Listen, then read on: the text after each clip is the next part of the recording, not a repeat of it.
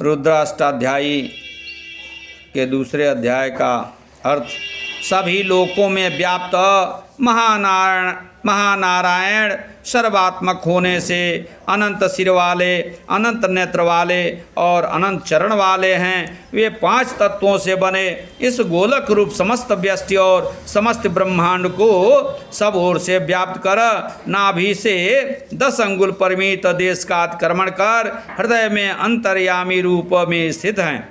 जो यह वर्तमान जगत है, जो अतीत जगत है और जो भविष्य में होने वाला जगत है, जो जगत के बीज अथवा अन्न के परिणामभूत वीर्य से नर, पशु, वृक्ष आदि के रूप में प्रकट होता है, वह सब कुछ अमृतत्व या मोक्ष के स्वामी महानारायण विराट पुरुष का ही विस्तार है। इस महानारायण पुरुष की इतनी सब विभूतियाँ हैं, परब्रह्म परमात्मा की इतनी सारी विभूतियाँ हैं, अर्थात भूत भविष्य वर्तमान में विद्यमान सब कुछ उन्हीं की महिमा का एक अंश है। वे विराट पुरुष तो इस संसार से अतिशय अधिक हैं, इसीलिए यह सारा विराट जगत इसका चतुर्थांश है। इस परमात्मा का अवशिष्ट 3 पाद अपने अमृतमय या विनाश रहित प्रकाशमान स्वरूप में स्थित है। ये महानारायण पुरुष अपने 3 पादों के साथ ब्रह्मांड से ऊपर उस दिव्य लोक में अपने सर्वोत्कृष्ट स्वरूप में निवास करते हैं और अपने एक चरण चतुर्थांश से इस संसार को व्याप्त करते हैं। अपने इसी चरण को माया में प्रविष्ट कराकर ये महानारायण देवता, मनुष्य, पशु पक्षी आदि के भिन्न भिन्न रूप धारण कर समस्त चराचर जगत में व्याप्त हैं। उस महानारायण पुरुष से सृष्टि के प्रारंभ में विराट स्वरूप ब्रह्मांड देह तथा उस देह के अभिमानी पुरुष हिरण्यगर्भ प्रकट हुए। उस विराट पुरुष ने उत्पन्न होने के साथ ही अपनी श्रेष्ठता स्थापित की। बाद में उसने भूमिका तदंतर देव, मनुष्य आदि के पूर्वों या शरीरों का निर्माण किया। उस सर्वात्मा महानारायण ने सर्वात्मा पुरुष का जिसमें यजन किया है, ऐसे यज्ञ से प्रसदाज्य दधि से मिश्रित घृत को संपादित किया। उस महानारायण ने उन वायु देवता वाले पशुओं तथा जो हरिण आदि वनवासी तथा अश्व आदि ग्रामवासी पशु थे, उनको भी उत्पन्न किया।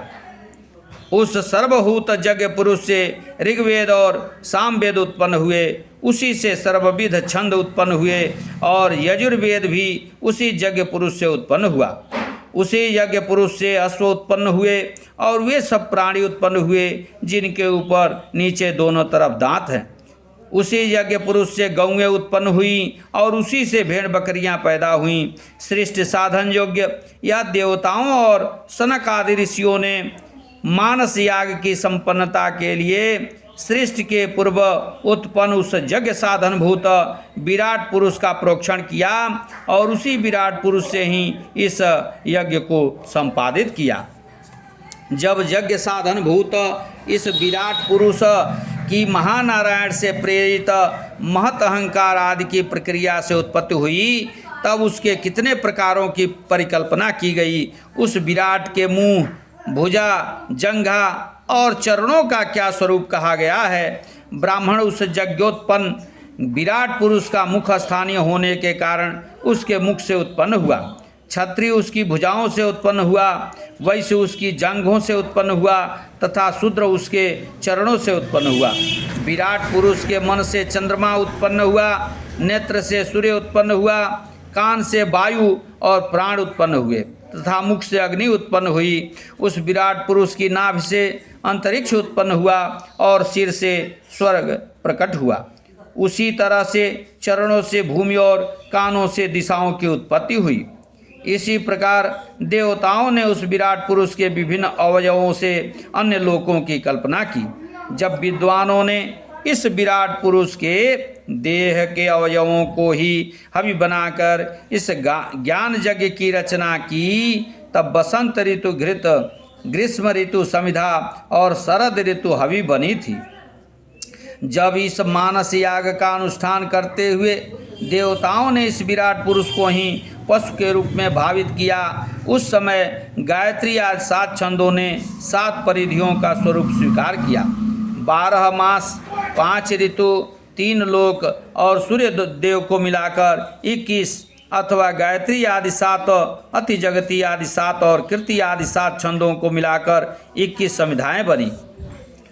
सिद्ध संकल्प वाले देवताओं ने विराट पुरुष के अवयवों की हवि के रूप में कल्पना कर इस मानस यज्ञ में यज्ञ पुरुष महानारायण की आराधना की। बाद में ये ही महानारायण की उपासना के मुख्य उपादान बने। जिस स्वर्ग में पुरातन साध्य देवता रहते हैं, उस दुख से रहित लोक को ही महानारायण यज्ञ पुरुष की उपासना करने वाले भक्तगण प्राप्त करते हैं। उस महानारायण की उपासना के और भी प्रकार हैं। पृथ्वी और जल के रस से अर्थात 5 महाभूतों के रस से पुष्ट सारे विश्व का निर्माण करने वाले उस विराट स्वरूप से भी पहले जिसकी सिद्धि उस रस के रूप को धारण करने वाला वह महानारायण पुरुष पहले आदित्य के रूप में उदित होता है। प्रथम मनुष्य रूप उस पुरुष मेधयाजी का यह आदित्य रूप में अवतरित ब्रह्म ही मुख्य आराध्य देवता बनता है। आदित्य स्वरूप अविद्या के लवलेश से भी रहित और ज्ञान स्वरूप परम पुरुष उस महानारायण को मैं जानता हूँ। कोई भी प्राणी उस आदित्य रूप महानारायण पुरुष को जान लेने के उपरांत ही मृत्यु का अतिक्रमण कर अमृतत्व को प्राप्त करता है। परम आश्रय के निमित्त अर्थात अमृत तत्व की प्राप्ति के लिए इससे भिन्न कोई दूसरा उपाय नहीं है। सर्वात्मा प्रजापति अंतर्यामी रूप से गर्भ के मध्य में प्रकट होते हैं। जन्म न लेते हुए भी वह देवता तिर्यक मनुष्य आदि जोनियों में भिन्न भिन्न रूपों में प्रकट होता है। ब्रह्मज्ञानी ब्रह्मा के उत्पत्ति स्थान उस महानारायण पुरुष को सब ओर से देखते हैं, जिसमें सभी लोक स्थित हैं, समाहित हैं। जो आदित्य स्वरूप प्रजापति सभी देवताओं को शक्ति प्रदान करने के लिए सदा प्रकाशित रहता है, जो ब्रह्मा विष्णु महेश आदि देवताओं का बहुत पूर्व काल से हित करता आया है, जो इन सब का पूज्य है, जो इन सब देवताओं से पहले प्रादुर्भूत हुआ है, उस ब्रह्म ज्योति स्वरूप परम पुरुष को हम प्रणाम करते हैं। इंद्रियों के अधिष्ठाता देवताओं ने शोभन ब्रह्म ज्योति रूप आदित्य देव को प्रकट करते हुए सर्वप्रथम यह कहा है कि हे आदित्य, जो ब्राह्मण आपके इस अजर अमर स्वरूप को जानता है, समस्त देवगण उस उपासक के बस में रहते हैं। हे महानारायण आदित्य, श्री और लक्ष्मी आपकी पत्नियां हैं, ब्रह्मा के दिन रात पार्श्व स्वरूप हैं, आकाश में स्थित नक्षत्र आपके स्वरूप हैं, ध्यावा पृथ्वी आपके विकसित मुख हैं। प्रयत्न पूर्वक आप सदा मेरे कल्याण की इच्छा करें, मुझे आप अपना कल्याणमय लोक प्राप्त करावें और सारे जोग ऐश्वर्य मुझे प्रदान करें। रुद्र पाठ रुद्राष्टाध्यायी का दूसरा अध्याय अर्थ सहित पूर्ण हुआ। ओम नमः परमात्मने।